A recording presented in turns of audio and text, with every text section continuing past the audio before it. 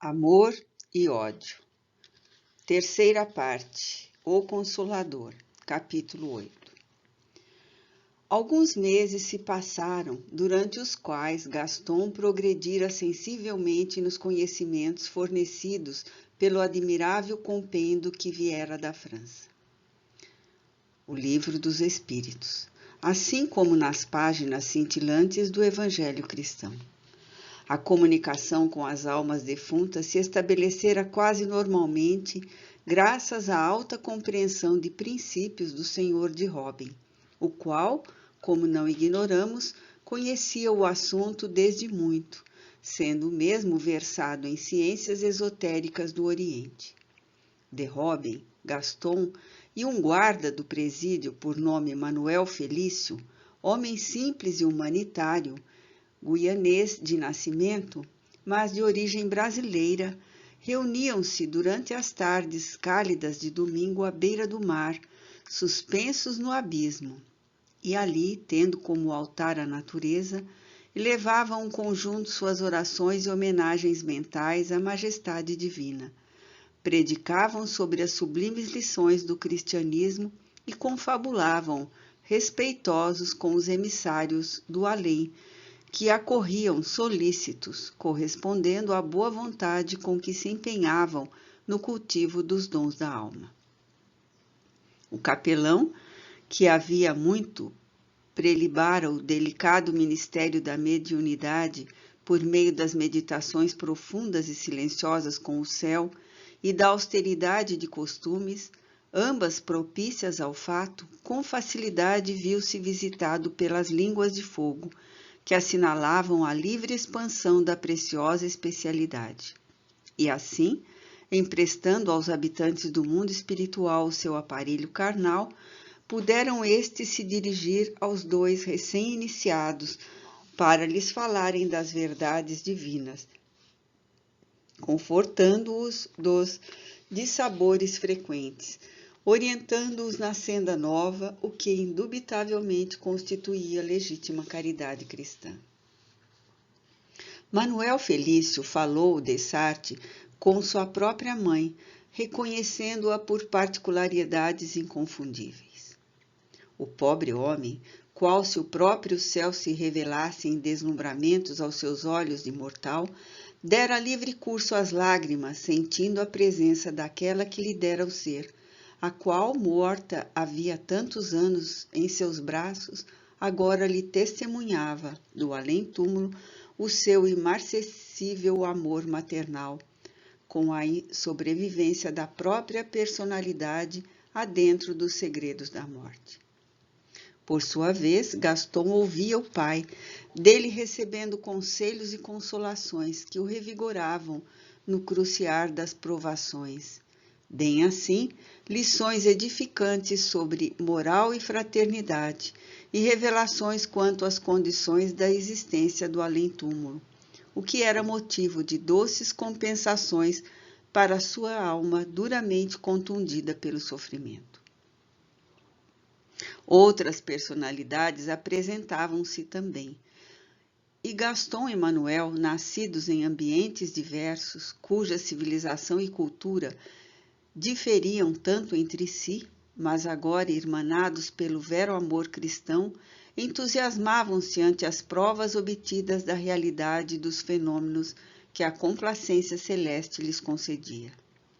Não obstante, D'Arberville não se resignava à desarmoniosa nuvem que penumbrava os horizontes da sua nova convicção. E Georges? A si mesmo interrogava apreensivo. Por que não acorre aos meus apelos? Por que não se permite refrigerar meu coração com uma só palavra que me garantisse a sua estima ainda hoje? Oh, morreu magoado comigo. É bem verdade, pois... Em vão, a palavra de seu pai tentava reconfortá-lo, aconselhando paciência. Debalde, o velho sacerdote, recordava as cartas de Henriette, repletas de consolador noticiário sobre o amado morto. Não se conformava ele com a desconcertante realidade, fatigando-se em elucubrações renitentes quanto ao impressionante drama que a ambos enleara, drama que tinha o seu doloroso epílogo naquelas solidões sul-americanas. Certa noite, achava-se Gaston ainda desperto, apesar do adiantado da hora. Graças à caridosa intervenção do velho sacerdote, poderia o antigo marquês habitar agora pequena dependência gradeada, isolada do dormitório geral, a qual propiciava melhor repouso com mais serena meditação.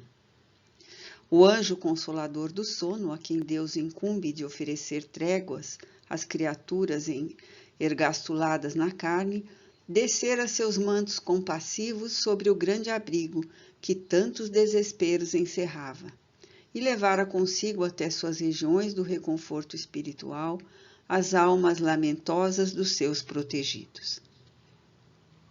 Insone, porém, o último d'Arbeville dirigiu os pensamentos para a pátria distante, lembrando Henriette de quem recebera novas cartas na véspera.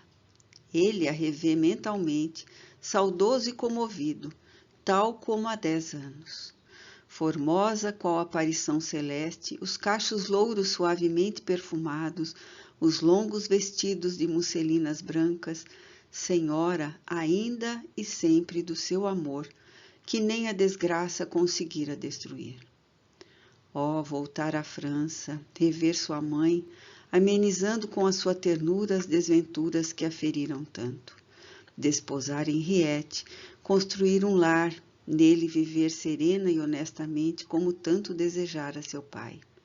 Servir a Deus diante de cuja majestade agora sua alma se posternava reverente, servindo ao próximo por seu amor.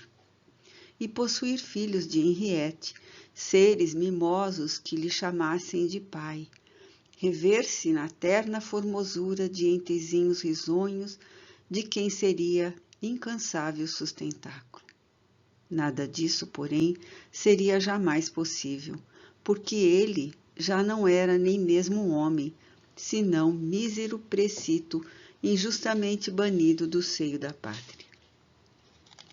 Nas missivas, recebidas na véspera, sua mãe, Henriette, anunciava que, em vão, durante 10 longos anos, conjugaram esforços em boa vontade ao lado do senhor Rivaio, uma vez que o velho amigo Victor Hugo permanecia no exílio, por ordem do imperador, para que se fizesse a revisão do seu processo. Luís Napoleão, a quem tanto ele servira e que não atendera aos empenhos conseguidos ao seu favor, quando presidente da República, com maiores razões, conservara a atitude de ingrato depois que se nomeara imperador. Flávio Henri, ainda afastado da filha, interviera novamente, falara ao soberano, destilando como nunca a peçonha da difamação e da intriga. A justiça de todos os climas teme a revisão das próprias decisões, muitas vezes suspeitando da legalidade em que se inspirou a fim de proclamá-las. E o resultado fora que se reconhecera a prudência de conservar no degredo de Além Atlântico o suposto terrível conspirador e anarquista, e indesejável na França imperial de Napoleão III, que alijara do berço natal até mesmo patriotas como o senhor Hugo. De súbito, teve ele a atenção atraída para um ponto luminoso, cujas suaves colorações partiam do mais límpido adamantino até os matizes do azul suavíssimo, o qual balouçava no espaço da cela mergulhada em trevas. Dir-se-ia uma estrela. Por vezes crescia, dilatava-se até o diâmetro de um disco lunar, aclarando docemente o triste recinto. Contraía-se depois até quase extinguir-se. Corria de um extremo ao outro do compartimento. Bailava em ondulações caprichosas, graciosa, atraente e inteligente, como dirigida por mãos invisíveis. Impressionado, o discípulo do Sr. Kardec levantou-se. Será o reflexo de alguma lanterna esquecida ao longo da extensa galeria? Pensou, comprazendo-se numa explicação qualquer. Como assim, porém, às tais horas, se tal não seria permitido pelo regulamento? E, ademais, lume de tal natureza existiria, porventura, na pobre Guiana martirizada e cativa? Aquelas tonalidades hialinas distribuindo cambiantes sedutoras, inconcebíveis, nem mesmo existiriam sobre a terra. Só poderiam provir de onde? Ó, dos céus. De além-túmulo. Ele, porém, não se atrevia a crer no que presenciava e quedava-se em insólita expectação. De repente, a luz se condensou e cresceu. Distendeu-se e adquiriu forma. E a forma era humana. Era um vulto masculino, refletindo aquela mesma luz da estrela inteligente. A forma aperfeiçoou-se, acentuou detalhes próprios, delineou com fidelidade os característicos fisionômicos.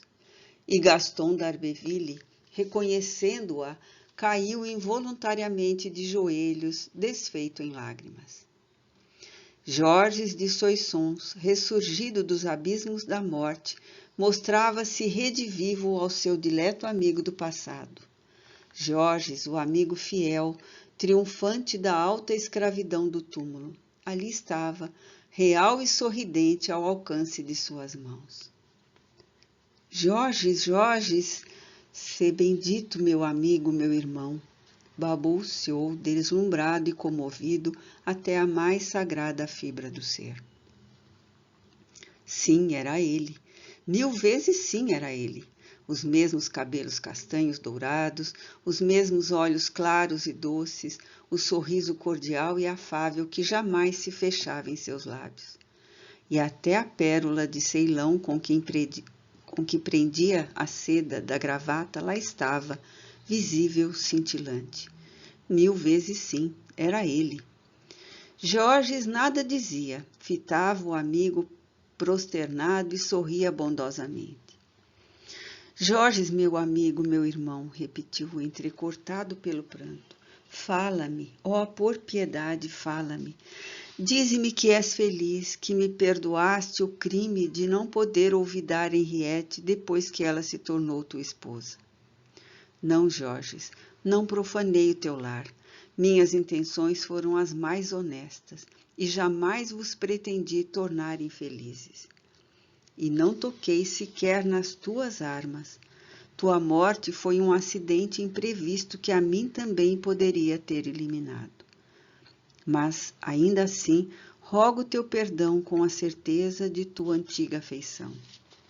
Vê, Georges, o meu suplício neste cativeiro.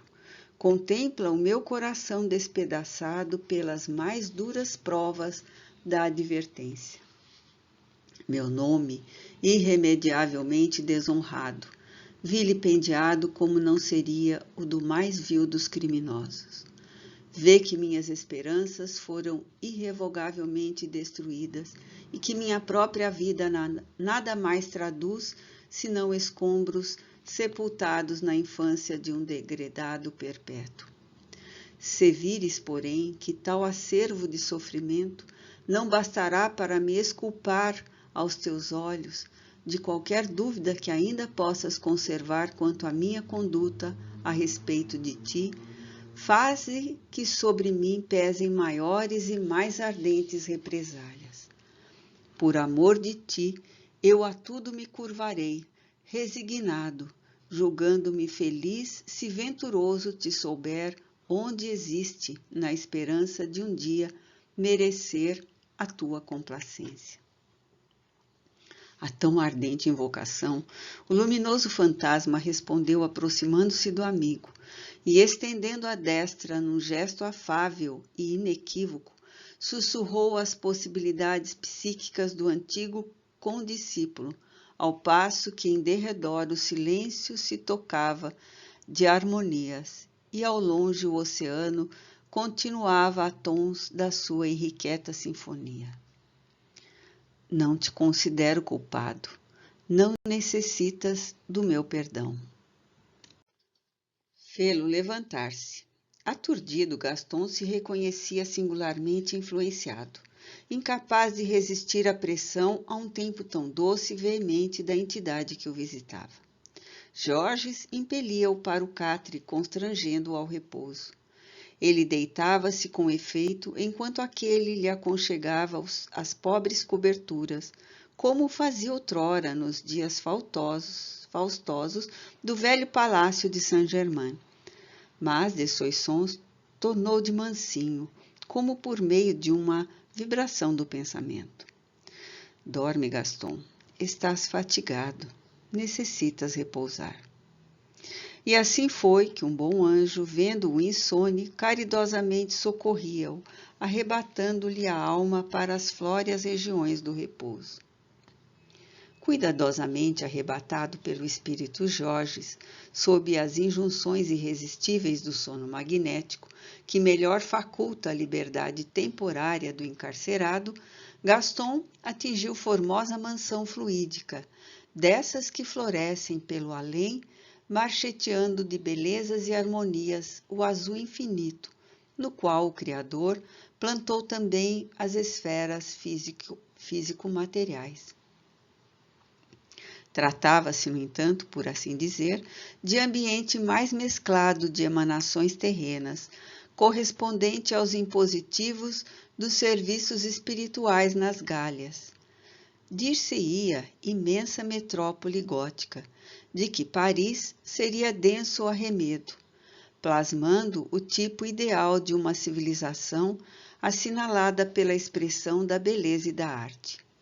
Suas formosas construções, estruturadas na magia de um elemento material quintessenciado, dir-se-ia antes caprichosas peças de filigrana expostas num santuário de arquitetos consagrados, os quais, refletindo nuanças de ignotos luzeiros, lucilavam em suaves tons multicores, emprestando ao panorama aspecto paradisíaco. Ao recuperar as faculdades por um momento eclipsadas, graças ao impositivo do transporte, Gaston, em espírito, reconheceu-se ao lado de Georges, caminhando pelas aldeias de imenso jardim que lhe era familiar, com seus tabuleiros de flores olentes e raras e gorjeios de passaradas acentuando os encantos ambientes. Não se surpreendeu e nem mesmo pareceu prestar grande atenção ao que o rodeava. Seu pai veio-lhe prontamente ao encontro, beijando-o ternamente como durante a sua juventude. O moço correspondeu-lhe à afabilidade e seguiram lentamente os três por entre os canteiros cheirosos e os arvoredos farfalhantes. Foi Gaston o primeiro a expressar o pensamento. Quisera aqui poder ficar convosco para sempre. Dói-me tanto o duplo cativeiro da existência. No entanto, meu filho, é imprescindível que arrastes até o final os compromissos assumidos ao reencarnar, porque a tua honra de filho de um Deus Todo-Poderoso assim o exige. Sem que te liberte dos lúridos reflexos do passado, não poderás permanecer por muito tempo entre nós ou ascender às mais nobres regiões da espiritualidade. Lembra-te de que teu atual estado terreno foi decretado pelas tuas próprias ações em anterior existência planetária. Assim é, meu pai, ai de mim, mas sofro porque no estado de vigília a ciência desse passado e dos compromissos assumidos para com a lei de Deus se esfumam de minha compreensão e julgo-me vítima de ignominiosas injustiças. Restando-me apenas o travo acrimonioso do presente infeliz. Mesmo neste momento, não consigo recordar um só detalhe das razões que elaboraram o meu infamante presente. Georges interveio vivamente, enlaçando o amigo pelos ombros. Trago ordens superiores para reavivar os teus sentidos às operosidades desse mal passado Estou certo de que tal concessão visará auxiliar-te nas últimas etapas dolorosas das vias que palmilhas, e amanhã, ao despertar, doce resignação te predisporá aos sacrifícios, conquanto apenas conserves a impressão de um sonho confortador. Haviam atingido certo recanto circundado de altaneiros arbustos, reflexos opalinos suavemente irisados de tonalidades azuis projetavam-se sobre o local, concedendo-lhe feição de santuário. Sentaram-se na alfombra macia que a luz fazia cintilar, qual se cristalino orvalho se espargisse sobre ela. E ao fazê-lo, o antigo marquês de Soissons, virando-se de súbito para o antigo condiscípulo, perguntou-lhe enigmático: Como te chamas, meu amigo? E este, prontamente intrigado ante a ociosa interrogação: Porventura esqueceste, meu caro Georges, que sou o Marquês Gaston d'Arbeville de Saint-Pierre, atualmente destituído dos títulos de nobreza, retido no degredo de além Atlântico? Muito sério, Georges fitou-o e exclamou com veemência, coadjuvado pelo velho marquês: Não, teu nome é Léon de Lesparres, és conde de Bayonne e resides em Florença. Estendeu sobre ele a destra, que se inundou de um jacto de luz feérica proveniente de mais alto e continuou: Abre tua alma às recordações. Deixa que teu pensamento e tua consciência retrocedam juntos pelo tempo até que te encontrares com o nome de Léon de Lesparres. Lê em tuas próprias ações passadas a justiça das leis divinas que infringiste criando as consequências atuais. E sorve nesse manancial sagrado a conformidade indispensável ao bom êxito da tua própria reabilitação. Junto ao grupo, mas invisível, no momento, um vulto venerável presidia a sublime interferência. Era instrutor fiel ao seu alto mandato. Então, compelido pela força irresistível de seus maiores, Gaston extraiu dos refolhos sagrados da consciência o impressionante drama vivido no passado, impressionante origem das provações experimentadas na atualidade planetária. Tal foi a intensidade desse drama que pedimos vênia ao complacente leitor para transcrevê-lo nas páginas seguintes. Fim da terceira parte.